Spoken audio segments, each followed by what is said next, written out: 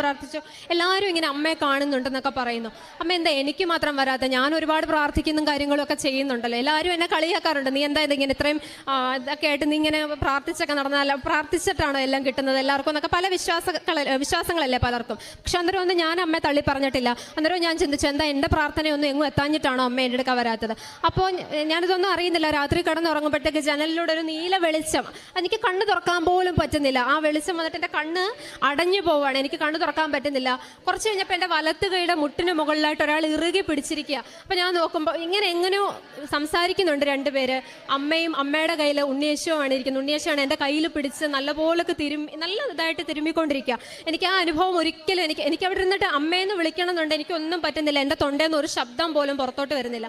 ആ ഒരു അനുഭവം പിന്നീട് ഇന്ന് വരെ എനിക്ക് അങ്ങനെ അമ്മയെ കണ്ട് അങ്ങനെ എനിക്ക് കാണാനായിട്ട് പിന്നീട് ആ ഒരു ഭാഗ്യം എനിക്ക് കിട്ടിയിട്ടില്ല. പക്ഷേ ആ ഒരു കിട്ടിയ അത്രയും നേരത്തെ ആ ഒരു അനുഭവം ഒരിക്കലും എൻ്റെ ജീവിതത്തിൽ നിന്ന് എനിക്ക് മറന്നു